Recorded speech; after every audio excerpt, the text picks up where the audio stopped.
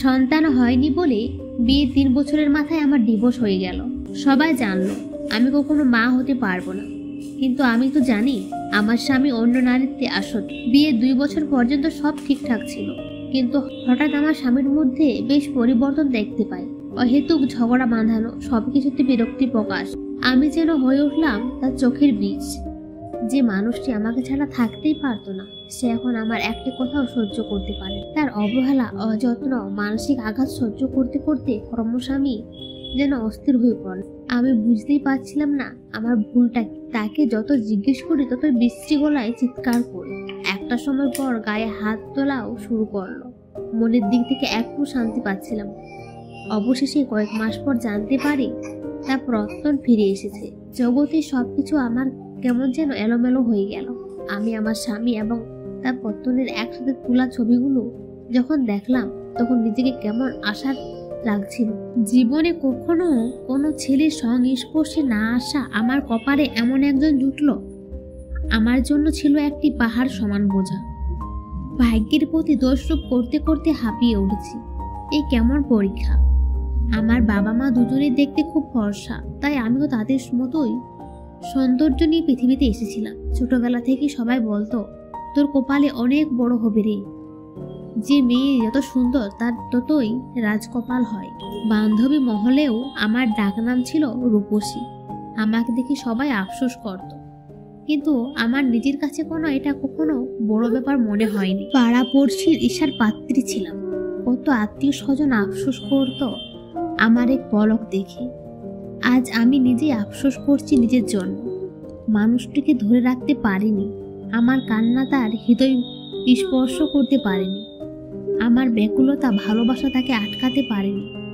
আমার যন্ত্রণা তাকে বিগলিত করতে পারেনি। ডিভোর্স পেপারে সাইন করতে চাইনি, তখনও চিৎকার করে কেঁদেছিলাম। অসহায়ের মতো ছটফট করেছিলাম। মা কাঁদতে কাঁদতে বলেছিল, ছেড়ে দে, মুক্তি দে। সৌন্দর্য থাকলে কেবল সুকেশে ধরা দেয় না। ওরা আমার থেকে জোর করে সিগনেচারটা নিয়ে নিল। এরপরে জীবন আরো বিভৎসত হয়ে উঠল। প্রথম মানুষ, প্রথম ভালোবাসা, প্রথম স্পর্শগুলো ভুলে যাওয়ার অসহনীয় যন্ত্রণাদায়ক আমি সবখানে তাকে অনুভব করতে লাগলাম। একটু স্বস্তির ঘুম হয়নি কতদিন। ঘুমালে তার চেহারা ভেসে উঠত। তার সাথে কাটানো মুহূর্তগুলো বড্ড কষ্ট দিত। মানুষটা এখন আমার জন্য পরপুরুষ, কিন্তু তবুও যে ভুলতেই পারলাম না। নিজেকে ঘৃণা করতে শুরু করলাম। নিজেকে হীন, জঘন্য মনে হতো। আমি যেন সবখানে তার উপস্থিত টের পাই। আয়নার সামনে দাঁড়ালে মনে হতো আমার দেহে কুলুষতা লেপ্টে আছে। একদিন রাগে দুঃখে ঘৃণায় আয়নাটা ভেঙে দিলাম। ভাঙা কাচের টুকরোতে হাত দিয়ে তা বুলাতে লাগলাম। সর্বাঙ্গে আমি কিভাবে ভুলবো? সেবার হসপিটালে নেওয়ার পর বেঁচে গেলাম। এর কদিন গায়ে কেরোসিন ঢেলেও নিজেকে শেষ করতে চেয়েছিলাম, তখনও বেঁচে গেছি। আমি নিজেকে সহ্য করতে পারি না, মেনে নিতে পারি না। তাকে আমি চাই না। শুধু আমার আগের জীবন ফিরে যায়। তার স্মৃতিগুলো নিয়ে বাঁচতে পারবো না। নিজের হাতটি দেখলেও যেন তাকে দেখতে পাই। নিজেকে ঘৃণা করতে করতে নিঃশেষ হয়ে গেছি। বান্ধবীরা খুব অপেক্ষা করে বলতো, তোর মতো সুন্দরীর সাথে যখন এমনটা হলো, আমরা কি করব বল? তোর ঘটনার পর আমাদের আতঙ্ক বেড়ে। তাদের কথাগুলো আমার হৃদয়ে বিধত। প্রতিবেশীরাও আফসোসের সুরে কত টিফিন্নি কাটত। একদলের ভাষ্যমতী সুন্দরী হয়েও নিজের স্বামীকে আটকাতে পারলাম না। এটা আমারই দোষ। ধীরে ধীরে আমি হয়ে উঠলাম মানসিক রোগী। ডাক্তার বেঁধে দিল এক গাদা ঘুমের ওষুধ। তবুও ঘুমের মধ্যে তাকে দেখতে পাই। আমার আর্ত চিৎকার ছুটে আসতো সবাই। একটা সময় পর আমার শত্রুরাও দুঃখ প্রকাশ করতে লাগলো। আমি চিৎকার করে কাঁদতাম। নিজের চুল নিজেই ছিঁড়ে ফেলতাম। কোনো মহিলা আমায় দেখতে এলে তার গলা ধরে অকুল সুরে কান্না করতাম। আমার ভেঙে যাওয়াটা ছিল দুঃখ স্বপ্নের মতো। আমি মনের দুর্বল মানুষ হয়ে দাঁড়াতে পারিনি। শত্রুরাও নিজের চোখ মুছে আমায় বোঝাতো, কিন্তু আমি কি করব? আমার অস্তিত্বে জুড়ে থাকা তার স্মৃতিগুলো কিভাবে মুছবো? এত চিহ্ন, এত বিষাদ, এই যেন নরকের চিত্র। এরই মধ্যে আরেকটি দুর্ঘটনা ঘটে গেল। আমার বাবা হঠাৎ দ্বিতীয় বিয়ে করে আনিলেন। এরপর আমার একমাত্র ভাই রাগ করে বাড়ি থেকে চলে যায়। সে আর ফিরে আসেনি, কোনো খবর নেয়নি। আমি আর আমার মা কয়েকদিন সৎ মায়ের যন্ত্রণা সহ্য করলাম। তারপর একদিন বাবা মাকে মুক্তি দিয়ে দিলেন। মুহূর্তের মধ্যে সব শেষ হয়ে গেল। মামারা এসে মাকে নিতে চাইলেন। মা বললেন যেন তার সাথে যায়। এইদিকে বাবা জানালেন মায়ের সাথে গেলে আমার সাথে সারা জীবনের জন্য সম্পর্ক ছিন্ন করে দেবেন। মামারা বাবার উপর যথেষ্ট ক্ষিপ্ত ছিলেন বিধায় মাকে বললেন মা যেন একা আসেন, তারা আমার দায়িত্ব নিতে পারবেন না। শেষ পর্যন্ত মা তাদের সাথে গেলেন না। এক কাপড়ে আমার মা আর মেয়ে একসাথে বের হয়ে এলাম। সবকিছু কেমন স্বপ্নের মতো মনে হচ্ছে। কে দেখে আজ বলবি আমাদের সুন্দর একটি পরিবার ছিল। আমরা দুটি ভাই বোন সহ বাবা মা মিলে অনেক সুখী ছিলাম। মুহূর্তের মধ্যে সব ধ্বংস হয়ে গেল। মা আর আমার অবস্থা করুন। আমরা কি কাকে সান্ত্বনা দেব?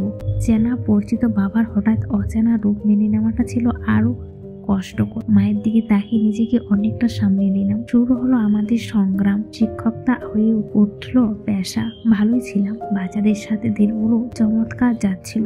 তবু এই জীবনের শেষ কোথায়? বিয়ের প্রস্তাব এসেছে অনেক। এমন মানুষ যাদের স্ত্রী হয়তো মারা গেছে কিংবা ডিভোর্স হয়েছে এবং তারা নতুন কোনো সন্তান চায় না। আমি রাজি ছিলাম, কিন্তু বিয়ে পর্যন্ত কথা গিয়ে আবার ভেঙে গেছে। কারণ আমি এখন দরিদ্র লড়াইটা কেবল আমার এবং মায়ের। আমাদের কেউ নেই, কিছুই নেই। প্রথমবারের মতো বুঝলাম মেয়েদের সৌন্দর্য থাকলে শুধু সব হয় না, আর গরিবের সৌন্দর্য যেন আরো ধ্বংসের প্রতীক। সৌন্দর্যের পাশাপাশি বাবা ভাই থাকতে হয়, তাদের টাকাও থাকতে হয়। দাঁতে দাঁত পিষে সহ্য করে কেটে গেছে 4টা বছর। কেমন জানি হয়ে গিয়েছিলাম। জগতের কিছুই আমার টানে না। অভিমানী মামাদের অভিমানও একসময় ভাঙলো। আত্মীয়রাও বিভিন্নভাবে সাহায্য করতে লাগলো, কিন্তু আমার মাথায় যে মৃত্যু ছাড়া আর কিছুই ঘুরে না। এই ক্লান্ত জীবনের সমাপ্তি কোথায়? আমার যে দম বন্ধ হয়ে গেছে। পৃথিবীর কোলাহল আর ভালো লাগে না। মাকে ছেড়ে যাওয়ার কথা ভাবতে কেমন স্বার্থপরের মতো লাগছে।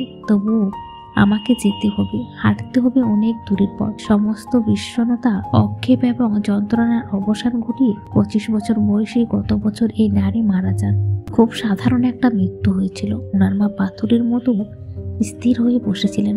জীবনে আর কখনো মুখ দেখবেন না বলা বাবাও এসেছিলেন। দরজার সামনে দাঁড়িয়েছিলেন ভাইটিও, কিন্তু উনার মা তাদেরকে মুখটা দেখতে দেয়নি। বাধ্য হয়ে ফিরে যেতে হয়েছিল দরজার সামনে থেকে। বাবা তার মেয়ের শেষ বিদায়টুকু দিতে পারেনি। অভিমানী ভাইটিও তার আদরের বোনকে বিদায় জানাতে পারেনি। সবাই অনুতপ্ত হয়েছিল, নিজেদেরকে অভিশপ্ত করছিল, কিন্তু কোনো কিছু যে আর বদলেবে না। উনার মা এখন নিজের ভাইদের কাছে আছেন। তিনি নিজেও এখন মানসিক রোগী।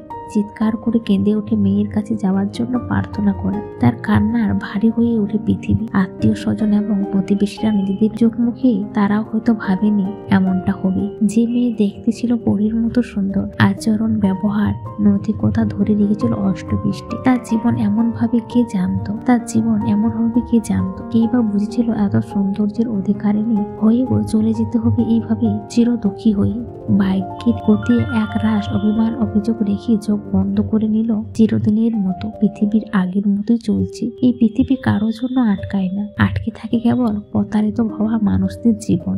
না পাওয়া বেঁচে থাকার আশ্রয়, না পায় বেঁচে থাকার আশ্বাস, আর না আসে তাদের সুন্দর একটি মৃত্যু, যে মৃত্যু মুক্তি দিবে তাদের সমস্ত যন্ত্রণা, অবসান ঘটাবে জগতের সমস্ত বিতৃষ্ণা।